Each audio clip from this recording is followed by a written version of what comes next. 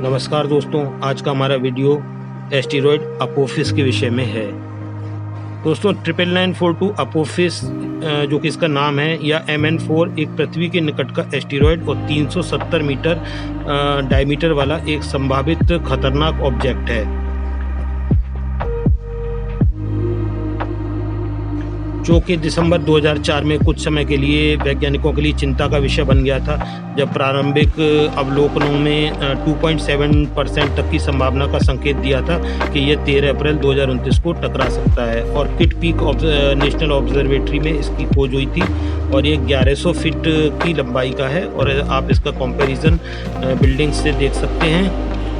बाद के ऑब्जर्वेशन से पता लगा कि और अच्छे परिणाम प्राप्त हुए, जिससे कि 2029 में पृथ्वी पर इसके प्रभाव की संभावना लगभग समाप्त हो गई है। और रॉय ए टकर और फैब्रिजियो बर्नार्डी और डेविड जे थोलेन ने इसकी 19 जून 2004 को खोज की थी। और दोस्तों आप एनिमेशन में देख सकते हैं कि जो नीले रंग से पाथ दिखाया गया है वो पृथ्वी है, और पिंक वाला पाथ जो है वो अपोफिस है, और किस तरह से ये पृथ्वी को की ऑर्बिट को दो जगह काटता है। और दोस्तों 2036 में भी इसके पृथ्वी से टकराने की संभावना को गोल्डस्टोन रडार ने खारिज कर दिया है। और आप इसका बुर्ज खलीफा से और द शार्ड बिल्डिंग से कंपैरिजन देख सकते हैं। और नासा का कहना है कि 2068 में भी पृथ्वी को हिट नहीं करेगा, और नए डेटा से पता लगा है कि पुराने प्रिडिक्शंस गलत थे। और ये 1213 फीट लंबा स्पेस रॉक है, और ये वैज्ञानिकों का अनुमान है कि अगले 100 साल तक पृथ्वी से नहीं टकराएगा। और अगर ये टकराता है तो करीब 1200 मिलियन टन TNT के बराबर विस्फोट उत्पन्न करेगा। और वैज्ञानिकों के अनुसार औसतन अपोफिस 370 मीटर जैसे एस्टेरॉयड्स के लगभग 80,000 वर्षों में एक बार पृथ्वी से टकराने की उम्मीद रहती है। और ये करीब 20,000 मील की दूरी से 2029 में पृथ्वी के पास से निकलेगा। और 21 दिसंबर 2004 को अपोफिस पृथ्वी से 8.96 मिलियन मील दूर से गुजरा था। दोस्तों ये फ्राइडे अप्रैल 13, 2029 को पृथ्वी के सबसे पास से करीब 19-20 हज़ार मील दूर से गुजरेगा, जबकि चंद्रमा की दूरी 2,38,900 मील है। जहां हमारी जियो स्टेशनरी सैटेलाइट्स हैं, ये उससे भी अधिक पास से गुजरेगा, और ये अफ्रीका, वेस्टर्न एशिया और यूरोप से दिखाई देगा। और in about 100 years it will pass even closure.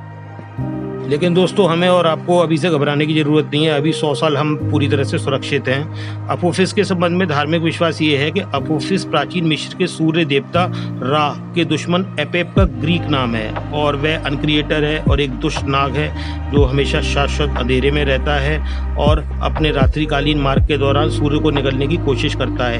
एपेप को प्राचीन मिस्र के तूफानों और रेगिस्तान के देवता सेट द्वारा रोका जाता है। ये इसके विषय में धार्मिक विश्वास है।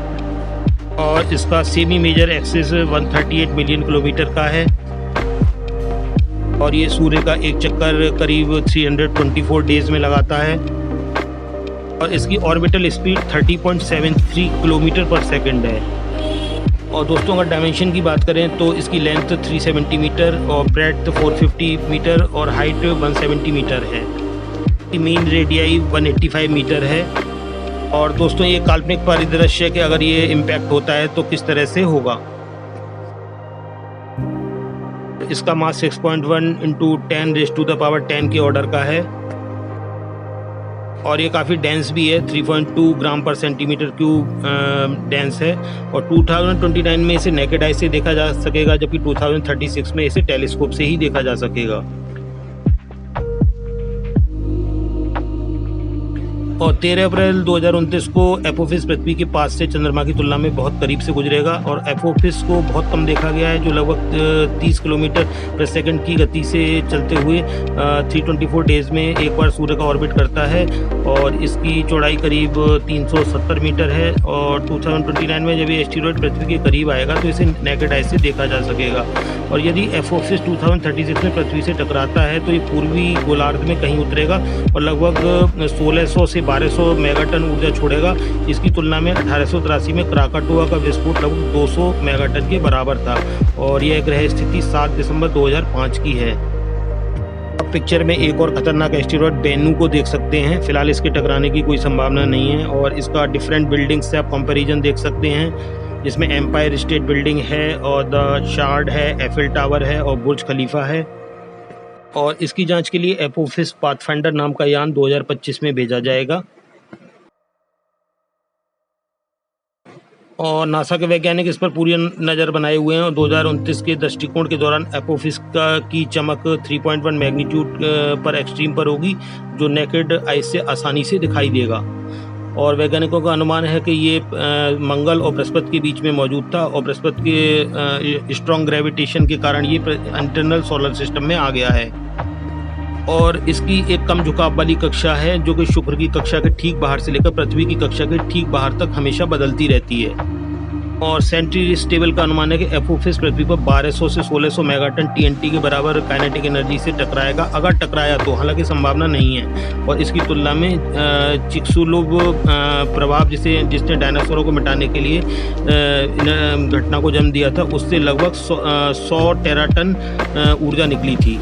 और एपोफिस अगर कभी टकराया तो 5.1 किलोमीटर का एक इम्पैक्ट क्रेटर बनाएगा। और एपोफिस संचार उपग्रहों की तुलना में पृथ्वी के करीब से तो गुजरेगा, लेकिन पृथ्वी की सतह से 31,600 किलोमीटर से अधिक करीब नहीं आएगा। और ये आयरन और निकल से बना हुआ है। और दोस्तों, अभी तक के अध्ययनों से ये पूरा तरह से स्पष्ट हो गया है कि 2116 तक तो ये पृथ्वी से नहीं टकराएगा। हालांकि 2116 में कुछ चांस हो सकता है। तो दोस्तों, आपको ये वीडियो कैसा लगा एस्टेरॉयड एपोफिस के ऊपर? अगर अच्छा लगा हो तो लाइक, कमेंट, शेयर कीजिएगा, चैनल को सब्सक्राइब कीजिएगा। मिलते हैं फिर, नमस्कार।